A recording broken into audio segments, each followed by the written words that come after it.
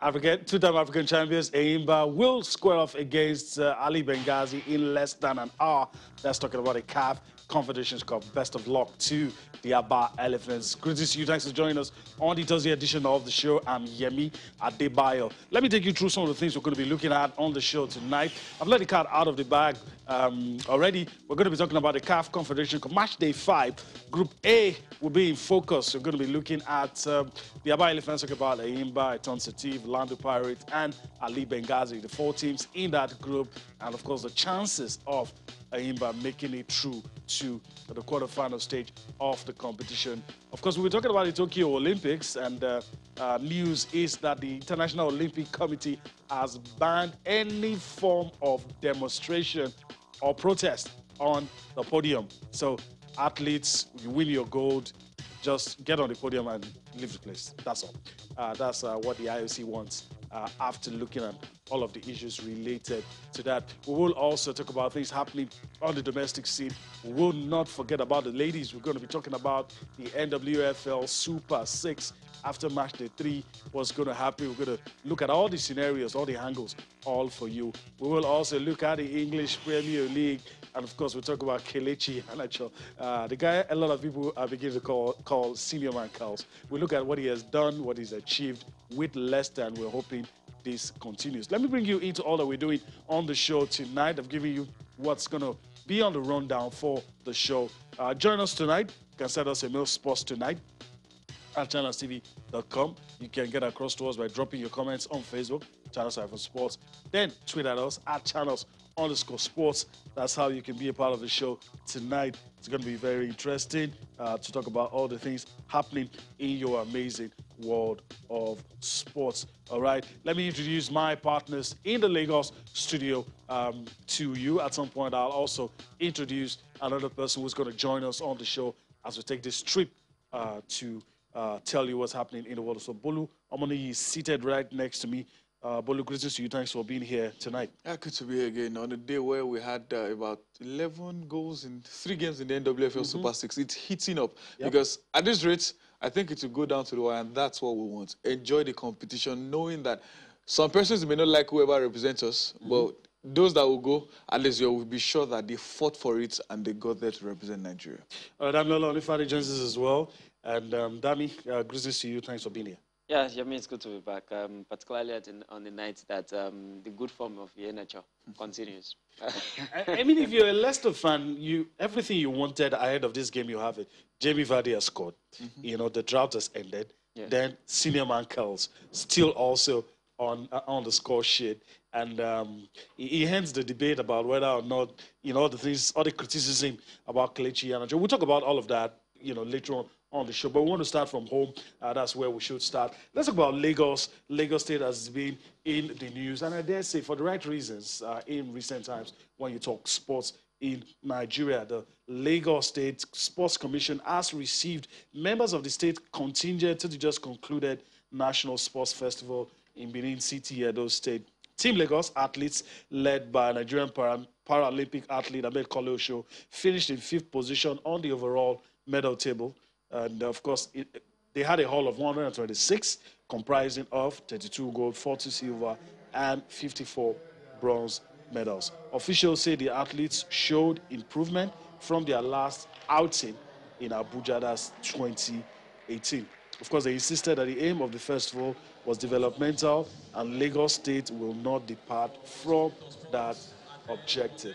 Let's listen to the critical stakeholders talk about Team Lagos. We'll come back to dissect some of the things we're going to hear. It's a learning experience for us. This is my first festival, but at least we did reasonably well. But we've learned a lot of hard lessons as well. And those hard lessons we are already putting into place because we had to try some new things in this one. For example, we had a fresher squad. We had younger people who went to compete. We had more females that competed. And the return on the so-called investment was higher in this one than we did before. So we're going to continue along those lines. But more importantly, we're going to have far more competitions in the year preceding the next festival. There are always room for improvement. We are delighted with their performance, especially those of them that made us proud, with their conduct, with the spirit, despite all intimidation and all harassment, but which is part of sports anyway. We are happy to be back, but there are a lot of work that we need to do. I think we performed far better than we did at the last games, which was at Abuja 2018, because we went with less than half of our contingent the last time.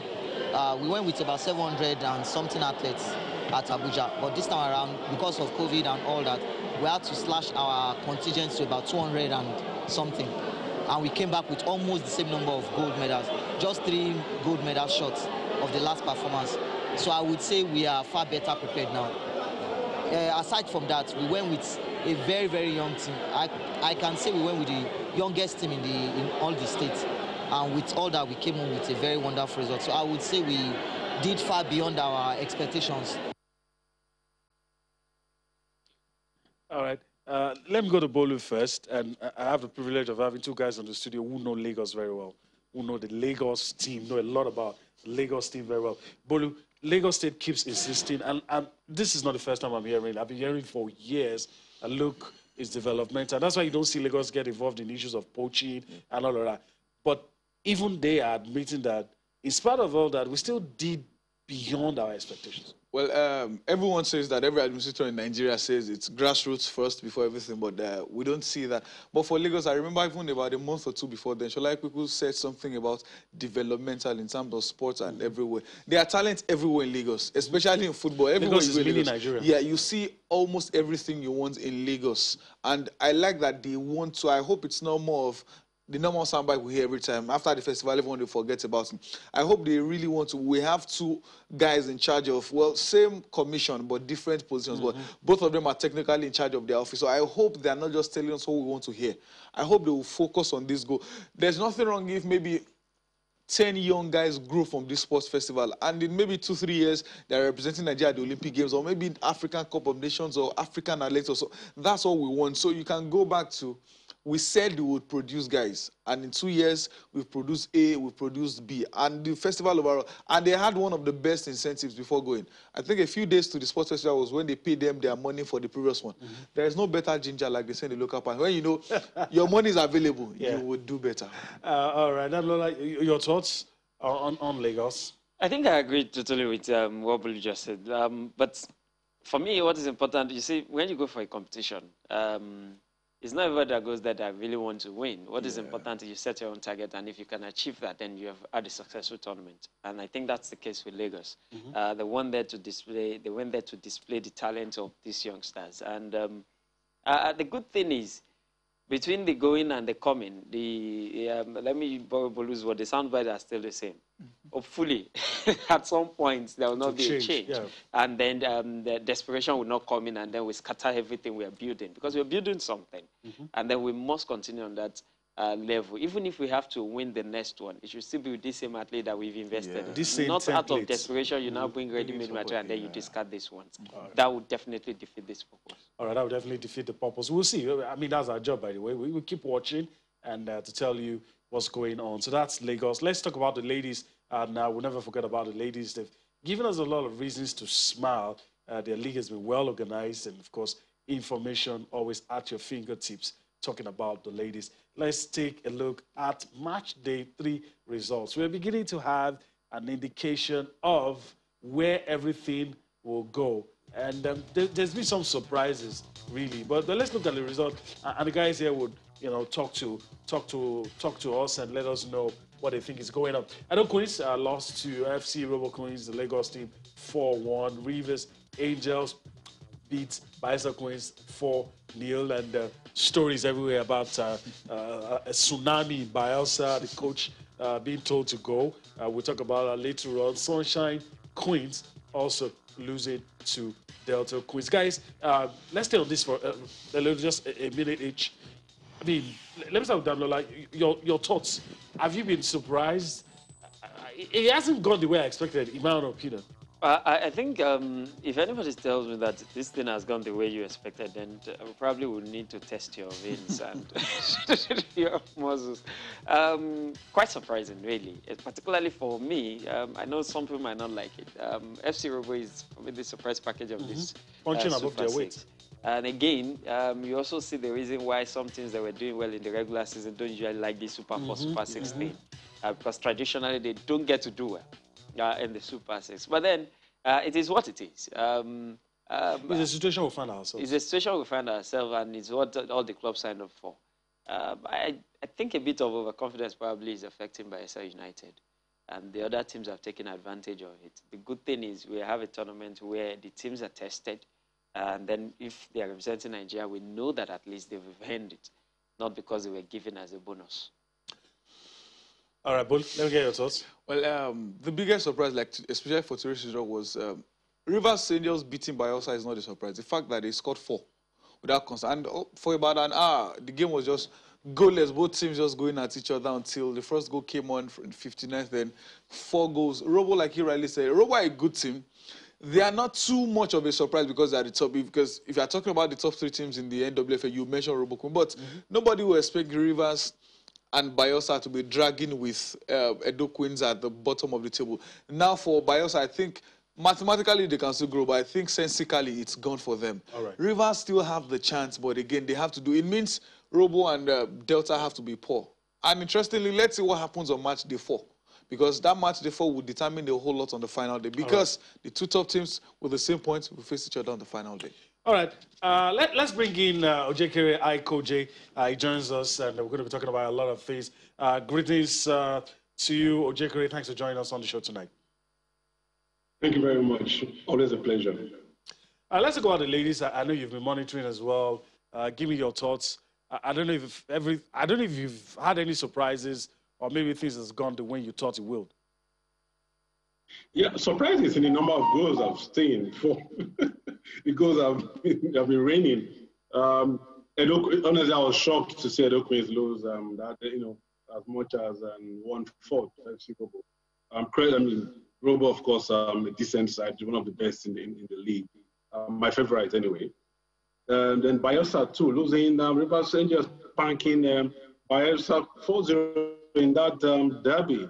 And of course, the technical crew from Bayelsa United, I hear they're looking for new jobs now. So it clearly shows the quality of football on display by the women. Good enough that the head coach of the Falcons is on ground to see this game. It's addressed a good rehearsal for the newly introduced CAF Women's Champions League. We want to see how that will work out. So I'm surprised that goals like 4-0, 4-1. I thought some of these teams were equally matched, but then when it comes to football, never say never. All right, so let's just quickly look at what's going to happen on match day 4. Let's quickly see that and get the thoughts of the guys as we try to move on.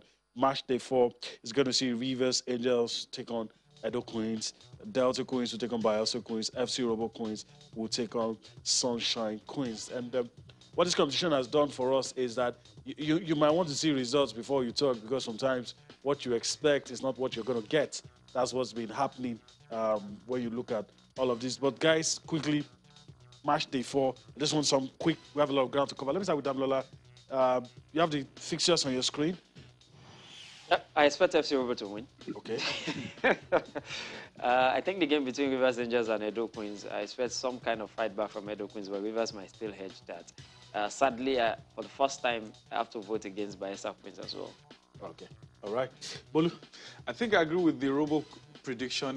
They've been impressive even before now. Rivers Angels, you expect them to beat Edo Queens, except something goes wrong one way. And if there's a chance for them to win, it's a game like that they have to, because if they win this game, it means final day, they can hope the other 2 guys draw and to pick up the ticket. But for Bayelsa Queens and Delta, Bayelsa have not been the same. The controversy with the coach, and sometimes it plays in the mind of the players. Who is going to sit down in the dugout, coach or someone else? So that could be a tough game. I won't be surprised if that game maybe ends in a draw. Let me go to Ojekere, your thoughts as well. And I don't know if you want to put a scoreline to it, but, possible outcomes. Let's see the scoreline now, because I've really been scared by the number of goals in the Jabode. But I think Rivers Angels will have it easy over Edo Queens. FC Robo will beat Sunshine Queens. That's certain. FC Robo will beat them. Bayelsa, when you take this kind of decision in the middle of championship. Like, it's going to affect the team. And so I don't see how Bayelsa will come out from that spanking from Rivers Angels. Okay, all right. All right, let's move on. We're still going to stay on the domestic scene. Let's talk about the NPFL La Liga under 15 promises. Let's take a look at the results and also the fixtures and project into the future. Let's look at day 7 results on your screen. Kano Pillars played a 1-0 draw with Dakar. The Aba Elephants, the junior team that is, under 15 promises, lost to Lobby Stars, 1-2. Heartland, slim 1-0 victory over Rivers United. Let's look at match day 8 fixtures quickly. You have Casino United will be up against Adamawa United. The two United up against Warri Wolves. Rangers will take on Mountain of Fire and Miracles MFM. Akoje, let me get your thoughts quickly. I don't think I've asked you about your thoughts about this program, about this La Liga, NPFL under 15 promises. It's been held once or twice. You think it's meeting the objectives? It is, but all the teams should be more serious with this tournament. It's a fantastic idea. Meant to some players. Imagine players from this category under 15 from all 20 teams, different parts of the country. You can imagine the number of talents available. But the question is, the teams must take this as a serious assignment. It is a serious assignment. They must handle it very well. They must take it seriously. But it doesn't appear that they handle this as a serious assignment. If they do, then it helps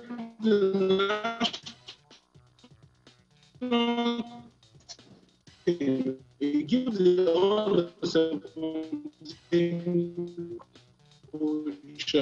it reduces the pressure on the coach to prepare.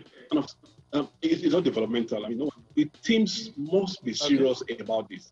They're not serious about it. All right.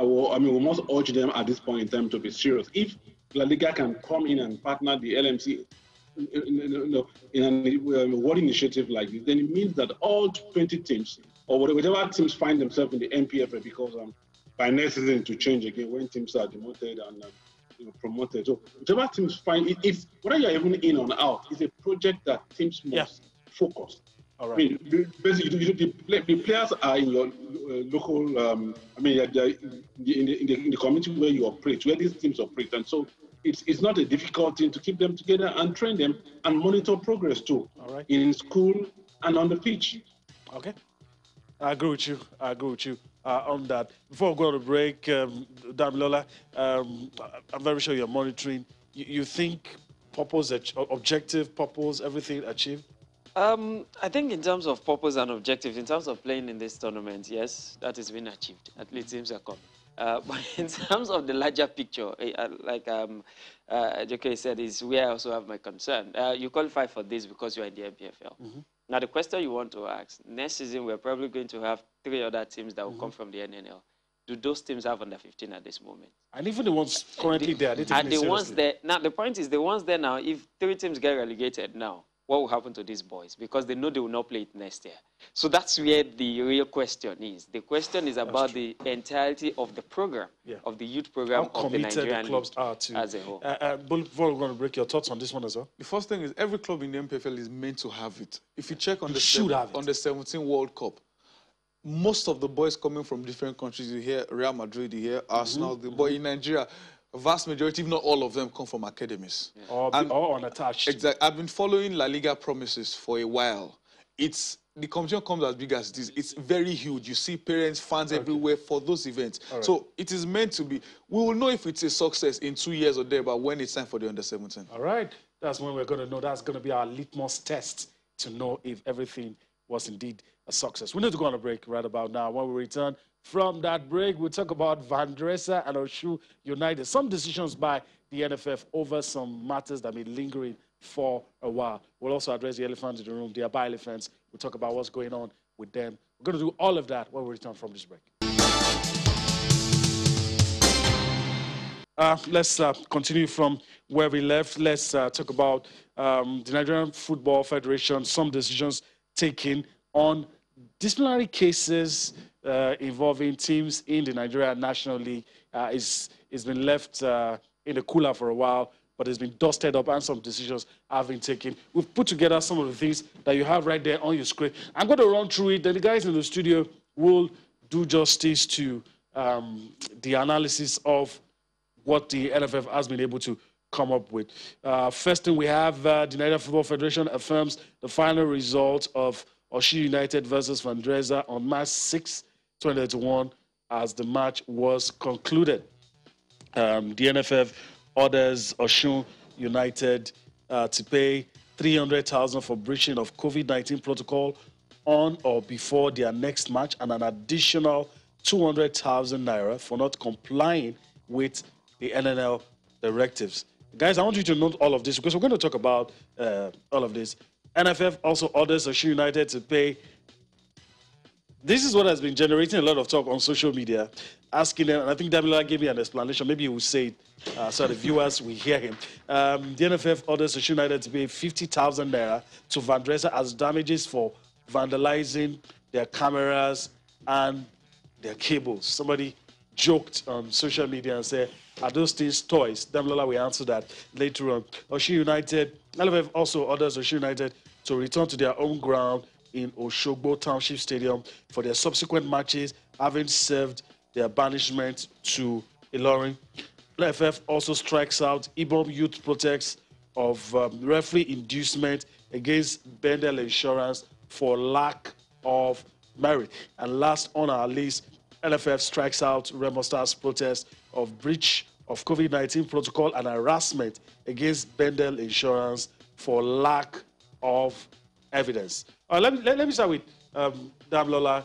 I mean, you've seen all of the things that we have listed. I want to get your thoughts on some of this.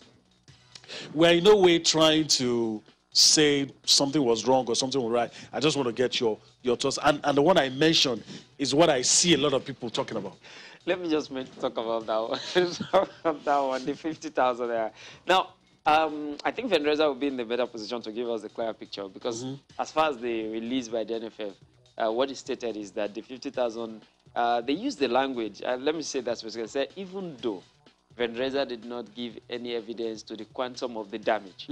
And so, as far as they are concerned, they only came up with this figure just as a form of compensation. Since you said your equipment were damaged, but then you could not come up with, I mean, to what extent the damage is. So basically that's... for cameras and cables. Well, that might not be sufficient. It might not be sufficient. I'm not holding brief for the NFF. I know. I'm just telling you what the information is about. And these are the pictures. We remember the story. For me, this is the genesis really of... is the process of adjudicating these cases. It's a situation where the NNL will first see it and give a case, and then the NFF has the capacity to overturn it and all that. That bothers me, really. If the NFF is the final, let's just... And the delay itself is also an issue. I believe that we should have a system where if the NNL takes a position, maybe on appeal, the NFF cannot come into it. But where the NFF, we still have to give another judgment. I mean, for me, that's not tidy. Okay. And we've been doing that for years. For years. All right. Bolu? Even the NPFL itself, sometimes when you hear some decisions, you'll have to go through the NFF. And the question is, then why do you have committees? Because almost everything we do, you set up committees for everything. Then why do you have different committees? And the 50K thing, and the first question is, what did they damage? Yes. Because even if Vandreza doesn't give that exact amount, if you are saying cameras and cables. Even cables alone should be worth more than 50K. Then let's look at cameras itself. We have lenses worth over 500K, 1 million naira. So what did they damage? And I remember the COO of NNL, I think Emmanuel Adeson, talking about some of the things were not valid. So sometimes contrasting decisions, everything, maybe just to favor one or two parties, we don't know. But sometimes we want the delay in giving out details. First thing is, after every match, you hear 5 days after that, sometimes they are waiting for match reports. You hear we are waiting for what the match commissioner will say. We are waiting for the assessors that nobody knows. We are waiting for their final. So sometimes we need statements of facts.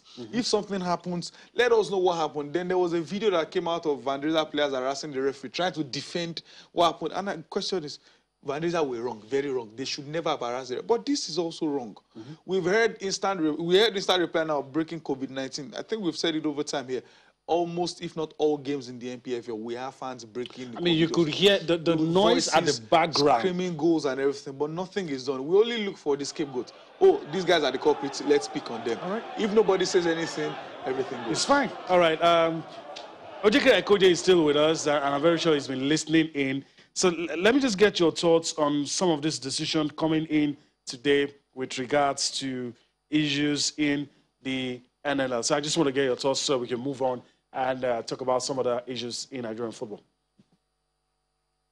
Well, I'll pick that up, Andressa. I'm shocked by the decision of the NFF disciplinary committee. Looking at those pictures, fans were in there. I mean, no doubt about that. Tickets were sold for that game. When the NFF formed the COVID-19 committee, it was this wasn't what that committee was supposed to be, expecting. And so, having seen this, I thought there would be heavier punishment for Osun United. This is no football. This is, I mean, you can't classify this as whatever, amateur, semi-professional, professional.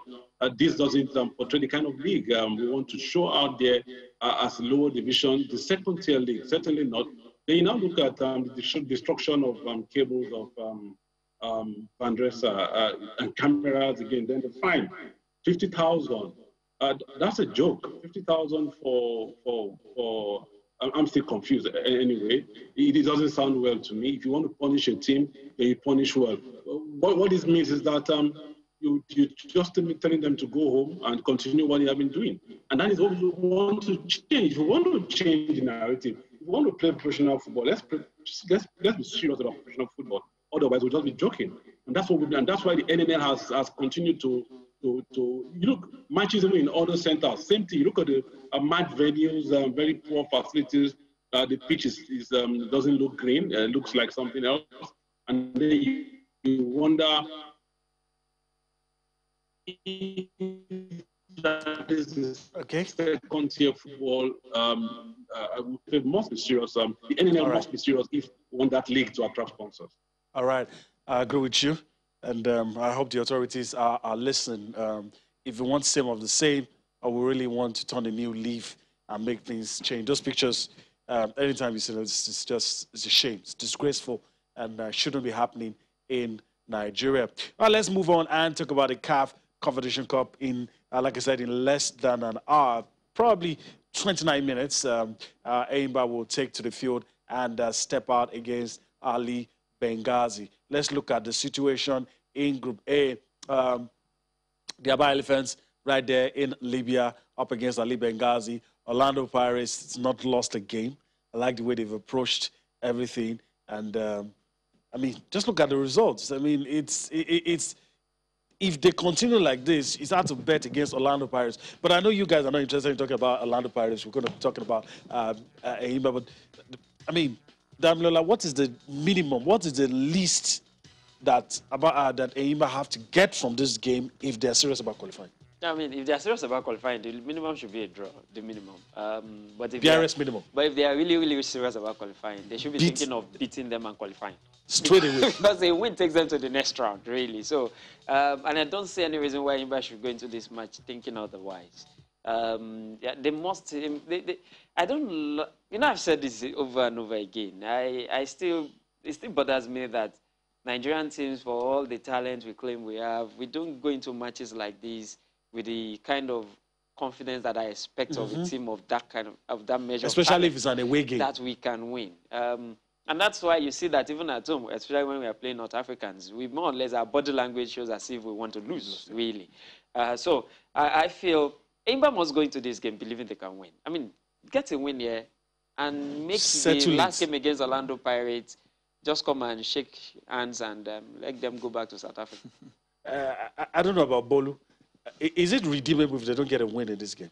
It is because the points are still close. If they, for example, we use it in Africa, and if they lose here and win the last game, they'll be tied on points with the Orlando Pirates. And that depends on the head-to-head rule. Like Ramla already said, we shouldn't. Most of the time, we go into competitions just together. I think we spoke with Ekoje once on this show, and I was talking about what is the end result of going there? Is it just, oh, we've qualified for CAF, whatever, let's go there? No, we should be thinking about winning and all. Targets. And with the problems Enyimba had before going for this game, I think a draw will be a win for them because the flight issues will feel like a win. It will feel like a win for them. Okay, all right. Let me also piggyback and get Ikoje's thoughts on this one. What's in your mind ahead of this game? Do you think it's winnable? And what's the BRS minimum Enyimba must get to stay afloat? Well, your guys, Damilola, and they've said it all. Enyimba must not lose.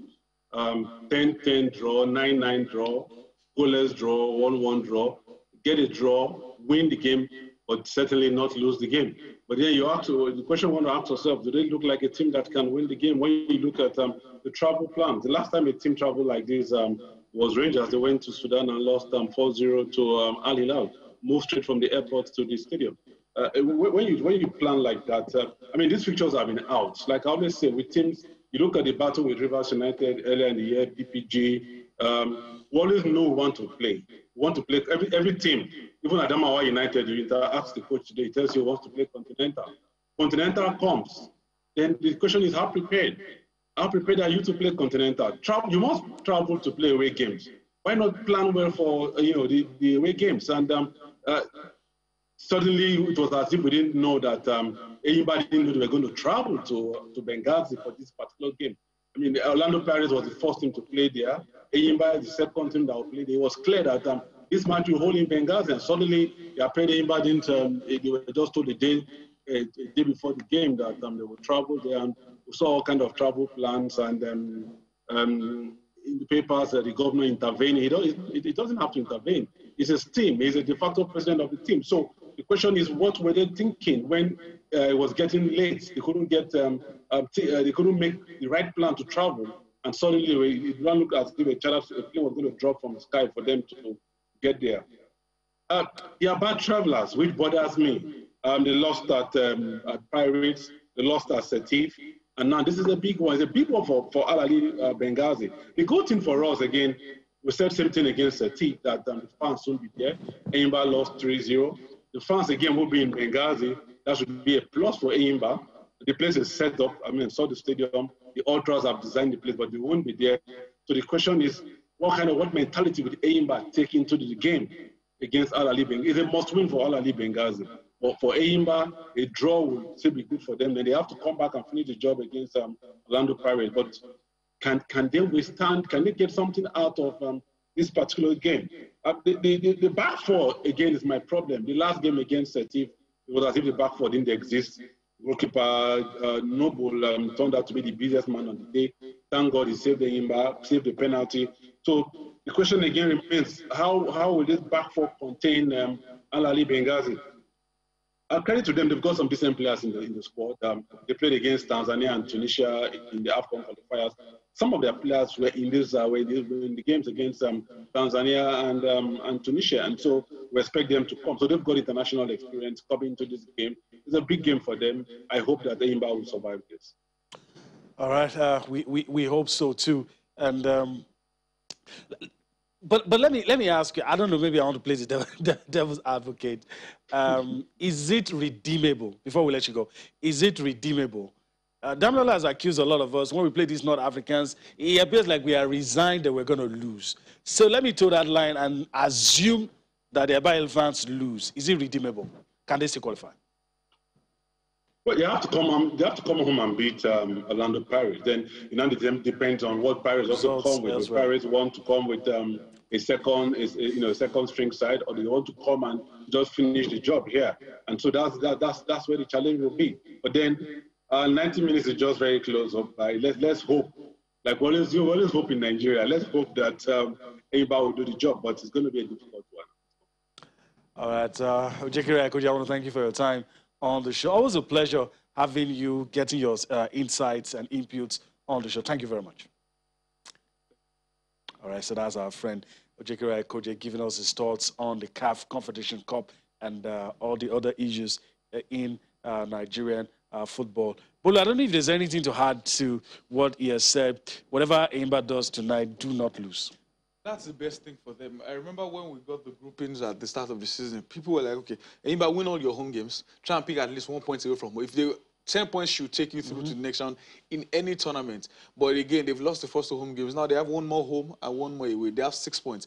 If they pick a draw tonight, the only thing they just need to do against Paris is don't lose. Not even only, they have to win that game. Yes, like we've said, they have even more chances to qualify. But again, you don't base your game on what is to come. You base on what you have on ground. Do what... Against Benghazi, the first league, they could have scored 4 or 5 goals. They missed lots of chances, and that's been the Enyimba's problem almost all through. And away from home, early start has been their problem. Before you say Jack Robinson, they start thinking about how to recover. And is it winnable? Yes, it's winnable. But again, I think we need to talk about CAF. How do you let home teams select fixture dates, timing, and whenever they want to play? That's a huge problem. The Champions League is wherever they're playing, in the north, south, east, in the moon. It's 8 p.m. Everyone is playing. Not the host team will say they want 10 p.m. because of cold. If it's a hot nation, they'll decide to play 12 noon. We should have gone past that level. Unfortunately, that's where we still stay. Enyimba did make an issue out of that, but I mean, it still stood. No, it's just because of what Bolu said. That's one of the reasons why Enyimba have seen the fixture, yet they didn't bother to plan of how to travel. It's funny, and it's really laughable and painful that in 2021, we're still running football on the continent, not just in Nigeria, the way we're handling it. For me, Enyimba, I'm not even thinking of Orlando Pirates, because if Enyimba loses tonight, I don't even have the confidence that they'll beat Orlando Pirates. So what you and have if we begin to factor head-to-head, you lost to the margin with which to beat Setiv is not the same as the one you lost. And if you lose scandalously again tonight, head-to-head will be against you for just 2 teams. For me, what Enyimba has right now is the 3 points tonight. You better take that 3 points and forget about this group stage rather than wait for Orlando Pirates, because nothing tells us that they will win that game. Okay, all right. I'm going to ask you a different question. Do you think Big Sam has been demystified? That's where I'm going. It looks like this West Brom will not survive. This is a job he shouldn't have taken. In the first place. He should have just left this job and let us walk away. I think Big Sam is still Big Sam. Unfortunately... With 5 games to go, can he do it? If he can do this, if he can save them from relegation this time, I'll probably count him as a bigger achiever than Pep Guardiola. Wow. Yeah. Because it was a tough job in the first place. I see this not happening. That's what I'm saying. Okay, all right. So that's it. But parting shot, it would be unfair for me not to allow you to talk about the collapsed European Super League. But I want to get your thoughts. Do you think we're going to see it come back in another shape or form later? I think the shape we'll see is the conversation will continue. And I still do not think the UCL format now is the solution. But then it's going to lead to bigger conversations, probably bigger incomes for these clubs. Maybe they will appease them one way or the other. A bigger pie, a bigger cut of the pie than what they are getting at this moment. Bolu? It was a plan doomed to fail from the onset, basically because they were focused only on the money. They didn't care about the fans. They didn't care about the club. I tell people, small clubs make big clubs. Without small clubs, there's no such thing as big club. But it may come back, but this new version of the Champions League in 3 years will also bring controversy, because if it happens now, it means Arsenal and Spurs will qualify. And the West Ham, the Leicesters, and the co above them will not. We will still come back to this discussion. All right, it's going to be very interesting to see what happens. But that's a wrap on the show tonight. I want to thank Damilola Onifade for being here. Pleasure. All right, Bolu Omoni. That's a good beer. All right, Jekiri Akojo was with us earlier. I want to say thank you to you as well for allowing us to be a part of your day. Still one more edition for the week, and that's going to be tomorrow. It's a bye from us here. We'll see each other tomorrow.